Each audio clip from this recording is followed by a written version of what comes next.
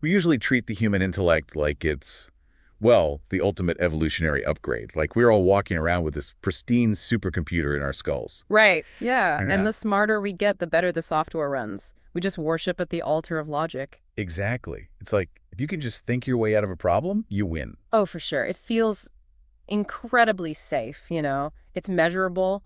When the world feels super chaotic, we just trust the processing power of our own minds to categorize everything, break it down, and just make sense of it. But what if that supercomputer is actually running a simulation that is, actively blinding you? What if the very thing you prize most, your intellect, is actually a trap? That is a wild thought, but yeah. Welcome to the deep dive. Today we've got a really fascinating stack of sources in front of us, and our mission is to explore a profound challenge to basically everything we think we know about intelligence. We are diving into a framework known as the gene keys. Specifically, we're mapping out the transformational path of the 60-second gene key. Right. And for those who might not be familiar with it, what exactly are we looking at here? So the gene keys is this system that synthesizes the ancient 64 hexagrams of the I Ching with modern genetics and astrology. It's basically an attempt to create a map of human consciousness. Wow. Okay. Yeah, and it suggests that our DNA isn't just physical code, right? It's actually affected by the frequency of our awareness. So every single key in the system has a shadow state, a gift state, and a highly elevated state called a siddhi. Which brings us to the massive shocker right at the beginning of today's source material. In this system, intellect isn't the pinnacle of human achievement. It is actually considered a shadow. Yeah, it's definitely a jarring premise, especially for anyone who, relies on their brain for a living. Which is pretty much all of us. Exactly. But it's crucial to understand that in this framework, shadows aren't like bad or evil. They are simply the starting places for transformation. The raw material. Right, the raw, unrefined material of our consciousness. So our journey today is going to map a very specific evolution. We're looking at how we move from that starting shadow of the intellect, how we break its hold to unlock the gift of precision, and how we finally arrive at the ultimate state of being. It is called impeccability. Exactly, impeccability. Which raises a really deeply personal question for you listening out there. If you've spent your whole life relying on your intellect to get ahead, what happens when you find out it might be the very thing keeping you trapped? Let's start right there. Yeah. Why on earth is intellect classified as a shadow? Well, it really comes down to a single concept, and that is dualism. Intellect is a mechanism that is just entirely rooted in a dualistic worldview. Meaning it sees everything in opposites. Yeah. To process any information, the intellect has to split everything into opposing forces. It literally forces you to see life only in terms of contrasts. So it's black and white, right and wrong, up and down, us and them. It's a binary system. It literally cannot compute oneness. Exactly. And because we are so identified with our minds, we think that dualism is all there is to reality. It forms the structure of our political systems. It's embedded in the very grammar of our language. It even dictates how our emotional bodies react to stress. Right. But the source text points out that this binary view is actually an illusion. It's an artificial construct that ancient spiritual traditions called the Maya. Okay, let's unpack this because my immediate reaction as a naturally skeptical person is to push back on this. Hard. Oh, totally understandable. Right. Because isn't intellect exactly what built our modern, prosperous world? It pulled millions out of poverty. It built the internet. It literally cured diseases. Yeah. Are we really saying that curing polio or building the James Webb Space Telescope is a shadow? See, that is the exact friction the text wants you to feel. It's not saying the intellect is useless.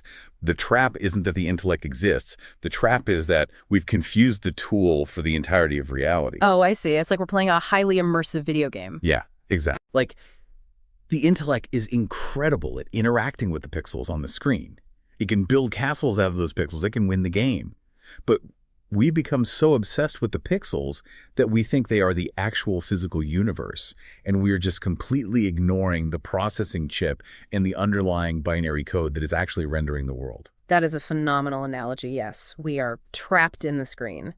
And there's this persistent human intuition, passed down through millennia, that we didn't always stare only at the pixels. Right. That there was an archaic golden age before the modern intellect just monopolized our consciousness. Back when we were really merged with our environment, we see fragments of this older, holistic way of seeing the world in the Vedas, the emerald tablets of the Hermetic corpus, the teachings of the Kabbalists. And indigenous shamanic traditions, yeah.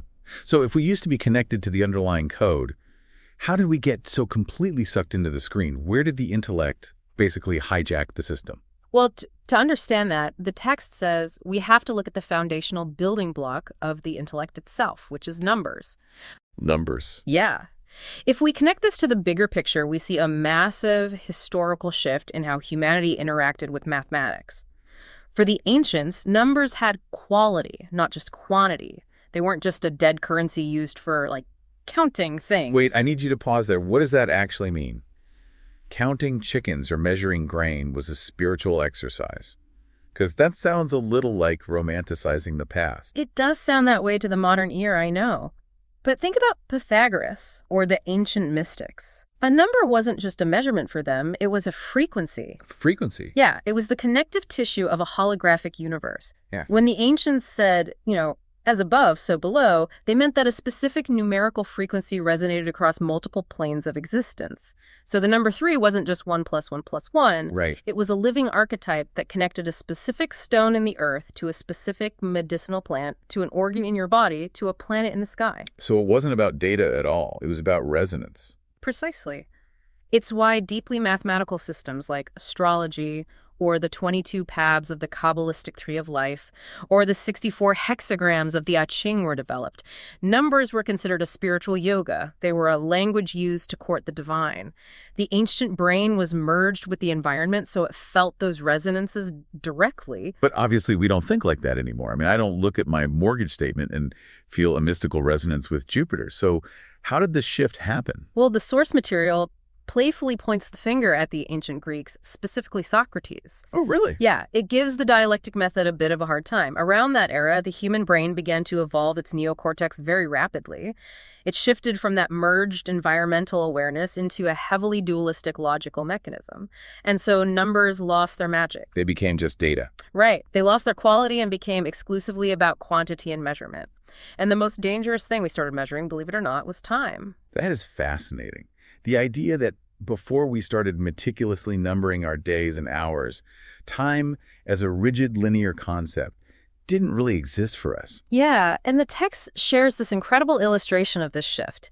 It talks about the standing stones of Callanish in the Outer Hebrides of Scotland. Oh, I've seen pictures of those. Yeah, they're massive, ancient stone circles. And when modern archaeologists and scientists look at them, they try to understand them through measurement. They just assume they must be giant astronomical clocks or calendars. Right. But the text argues that modern science fails to understand them because it's a non-magical mind projecting its own obsession with time onto a magical mind. Because if you don't have an intellect obsessed with measuring time, why on earth would you build a giant stone clock? Exactly. The ancients didn't build those stones to count days. They built them as timeless witnesses. You stand in those stones, and you commune with the ancestors who stood there 1,000 years before, and the descendants who will stand there 1,000 years later. It was a pure expression of existing in a timeless dimension. But we traded that timeless magic for the ultimate idol of the modern intellect. And that idol is the fact. Yes. When you strip the magic and resonance away from numbers, they crystallize into rigid facts. The intellect worships facts. But the danger, according to the text, is that building a life purely on facts is like building a hall of mirrors. Which is deeply unsettling because we base literally everything on facts. Right. But I see what the author means. The text highlights a famous Nietzsche quote, "There are no facts, there's only interpretation." Right. And my absolute favorite line in the whole analysis is, "Today's facts are the future's fables." It's brilliant. We think facts are absolute, but a scientist or statistician can prove virtually anything with enough data, depending on how they frame it. Here's where it gets really interesting to me, because this actually makes perfect sense if you look at the history of science. For centuries, Newtonian physics was absolute, unshakable fact. The universe was a mechanical clock. If you argued otherwise, you were a fool. Yep. Then quantum mechanics comes along in the 20th century and proves that at a subatomic level, Newtonian facts completely fall apart. Particles exist in multiple places at once. Observation changes reality. Suddenly, the solid bedrock of fact turns out to be just a temporary paradigm, Yeah. like building a house on a geological fault line. That is the perfect historical parallel. Facts feel like solid bedrock, but they're just tectonic plates waiting to shift. They give us a comforting illusion of order, but they are incredibly fragile, and the source material draws a stark conclusion here. While the intellect and its facts have undeniably advanced us externally, giving us that technology, that medicine, that prosperity, it has simultaneously caused massive internal ruin. Internal ruin. This must be why the text brings in the programming partner to this 60-second gene key, which is the 61st shadow psychosis. Yes. Because we are fundamentally split. We are no longer one with the universe, we are two. We suffer from the immense arrogance of intellectual certainty. We think because we can measure a tree, we understand what a tree is. Right, but we don't. No, because true understanding only comes through what the text calls cellular certainty, which is experienced in the body as love. But because we've replaced love with data, we live in a state of internal chaos, isolation, and ultimately collective stroposis. So if facts are just a fragile hall of mirrors, how do we actually survive? I mean, how do I make a decision about my life or my career or my family if I can't trust the data? I can't exactly go back to living in a cave and staring at standing stones. No, you can't. The text calls this the ring of no return. Humanity has fallen from that archaic eon of oneness into the historical eon of duality, the eon of two. There is no going backwards. Evolution only goes in one direction. So we have to go through it. Exactly. The only way out of the Maya, the illusion, is to move forward. We have to move from two into three, from duality into trinity. And that is exactly where we encounter the next level of consciousness, the 60-second gift, which is precision. Okay, when I hear the word precision, I immediately think of a Swiss watch or a complex mathematical equation, but this isn't that kind of precision, is it? Not at all. The text explicitly states this is not a masculine exactness or a cold, calculated logic. It is a feminine precision. How does the text define feminine precision mechanically? Like, what does that actually look like in practice? It defines it as an intense attunement to harmony and intuition. It's likened to being deeply connected to celestial rhythms, like the phases of the moon or the turning of the seasons. Oh. The digital revolution is amazing at creating rigid order, but it cannot track harmony, because harmony in nature often requires moving through periods of decay and disorder. Precision, in this sense, is the intuitive ability to feel which patterns in your life resonate with profound truth and which are just paper tigers built out of facts. Okay, I want to ground this because this could easily sound like purely abstract philosophy. How do we practically navigate this change? How do we actually use this gift of precision? Well, the text introduces a fascinating method to break the illusion. It says you have to look directly at the numbers and facts that govern your life, your bank accounts, your cell phone data, your political ideologies, and contemplate them until you start to see two distinct harmonies operating simultaneously. Two harmonies. Yes. The false harmony, which is the incredibly fragile world of facts we built, and the real harmony, which is nature. The false harmony is so brittle that a massive solar flare could wipe out the internet, the banking system, the supermarkets, everything in an instant. Oh, wow. But the real harmony, the tides, the stars, the soil would continue completely uninterrupted. That is terrifying. But also strangely liberating. I mean, it makes you realize how much anxiety we waste on the false harmony. And this leads to a totally new mechanism the author coins called sin thinking, spelled S-I-I-N. What exactly is sin thinking? It is a profound shift in how you process reality. Sin thinking is defined as the ability to think across multiple dimensions simultaneously using your heart rather than your brain. Thinking with your heart. Again, it sounds poetic. But how does one literally do that? Let's take the bank account example. I look at my checking account and the balance is low. My intellect instantly panics. It projects into the future, creating a factual narrative of ruin. How do I apply sin thinking to that exact moment? It requires a mechanical shift in your physiology. Instead of letting the intellect spiral into dualistic panic, good versus bad, rich versus poor, you just sit with the anxiety. You breathe into the heart center. Okay. You acknowledge the number on the screen, but you consciously recognize it as part of the false harmony. It's just fiat currency, right? A temporary human agreement. Then you open your awareness to the real harmony. You connect to the underlying rhythm of your actual life, your breath, the people you love, the physical abundance of the earth outside your window. So you aren't ignoring the fact, you are just stripping it of its power over your nervous system. Exactly. The text describes it as allowing divine archetypes, pure principles from a higher causal plane, to descend and illuminate you from the inside out.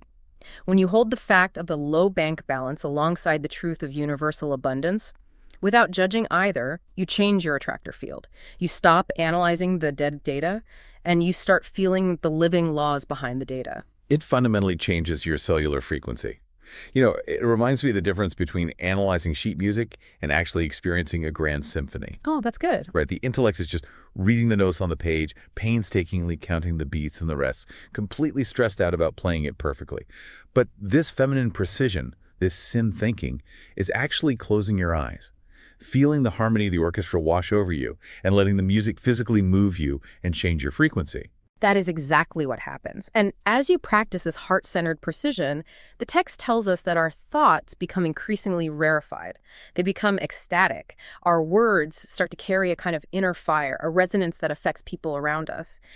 And this natural refinement leads us to the absolute pinnacle of this Gene Keys evolution, the 60-second city. Impeccability. Yes, impeccability. At this highest frequency of consciousness, fact is completely superseded by truth. And truth in the system is actually the domain of the neighboring 63rd gene key. So what does a person living in the state of impeccability actually look like? Are they just perfectly flawless? No, it's not about behavioral perfection at all. It is about pure, authentic presence. It's a single emotion or action fully embodied and fully owned with absolutely no internal division. Wow. And at this level, the text notes a profound paradox. The higher you go up the ladder of frequency, the fewer words become available to you. Words, which are the ultimate tools of the dualistic intellect, lose their strict factual meaning. They begin dissolving back into the silence of unity. Which brings us to an analogy from the author that completely stopped me in my tracks. I mean, it rewired how I think about legacy and achievement. The unseen masterpiece. Walk us through that. Yeah, this is where the text completely strips away our modern obsession with results. Imagine a piece of music as perfect and transcendent as a Mozart requiem. Or imagine a painting as breathtaking as a Rembrandt. Okay. Now imagine that masterpiece was created in a cabin in the woods and then immediately destroyed in a fire before a single other human being ever saw it or heard it. Our intellect instantly screams, what a tragedy. What a massive waste of time and genius. Exactly, because the intellect only values the measurable impact. It values the historical record, the fame, the data. But at the city level of impeccability, the end result has absolutely zero influence in eternity. Wait, really? So what does have influence? The only thing that echoes in eternity is the pure moment of awareness during the act of creation. The state of consciousness as the art came through the artist into the present moment. That pure presence is recorded forever in the holographic fabric of the universe. The painting itself is just a byproduct. That is heavy. It totally dismantles the need to prove ourselves, which ties beautifully into the final major concept the text leans into, which is the Japanese art of kintsugi. Yes, kintsugi, or golden repair. When a precious piece of pottery breaks, the traditional Western instinct is to throw it away or to glue it back together and seamlessly hide the crack so it looks brand new. Right, hide the flaw. But in kintsugi, they repair the break using lacquer mixed with powdered gold, silver, or platinum. They literally highlight the fracture. They illuminate it. Yeah. Because the philosophy behind kintsugi is that the history of the object, including its traumas, its breakages, and its mistakes, makes it infinitely more precious, more beautiful, and more deep than a pristine, untouched item straight out of the kiln. We spend so much of our lives trying to disguise our wounds. We want to present this flawless, factually perfect, highly intelligent version of ourselves to the world. We think our mistakes disqualify us. But this is saying our beauty and our power are actually located inside our brokenness. Yes. When we stop throwing away our broken pieces, when we stop letting the intellect judge our past as bad or wrong, we allow that golden light of awareness to remold us. We become imperfectly perfect. We become impeccable. So what does this all mean for you listening right now? If the end result of your work, the masterpiece itself, the career trajectory, the perfect resume, doesn't ultimately matter in eternity, how does that fundamentally change the way you wake up and interact with the world tomorrow morning? Well, if we connect this back to everything we've discussed, it means your only real job is authenticity. It means letting go of the exhausting intellectual need to categorize every single experience as right or wrong, success or failure. Yeah. It's about sucking in that golden light and forgiving yourself for your mistakes, because those very mistakes are the cracks where the gold gets poured in. Your authentic, unguarded presence in this exact moment is the only real influence you have in the universe. We have covered incredible ground today. We started in the rigid black and white trap of the intellect, where we rely on cold facts and the illusion of the Maya to keep us feeling safe. We explored how the ancient qualitative magic of numbers was flattened into modern measurement and the obsessive tracking of time. Then we moved through that ring of no return, discovering the intuitive, heart-centered harmony of precision and sin thinking. And finally, we arrived at impeccability, the realization that pure, authentic presence, cracks and all, is the only truth that survives. It is a profound evolutionary journey. It takes us from the anxious illusion of the mind directly into the grounded truth of the heart. And I want to leave you with one final vivid image from the source material to ponder as you step back into your day. It builds perfectly on this idea of finding immense value in the things we usually discard. The gene key system associates a specific dream arc totem animal with every Siddhi, and the shamanic animal associated with impeccability is the woodpecker. Which, by the way, is a very clever linguistic pun on impeccability. It's brilliant. The woodpecker represents the eternal drumbeat of truth. But here is the mechanism that makes it so profound. The woodpecker finds its sustenance, its food, and it makes its physical home exclusively in old, dead trees. It doesn't look for the pristine, perfect sapling. It goes to the decay. Wow. So think about the dead wood in your own inner life. What past mistakes, what broken pieces, or what hidden shames have you been running from, treating them like a glitch in your intellectual supercomputer? What if those very flaws aren't bugs in your code at all? What if they are the exact places you need to tap into to find your true sustenance, your golden repair, and your beautiful impeccability? Thanks for joining us on The Deep Dive. We'll catch you next time.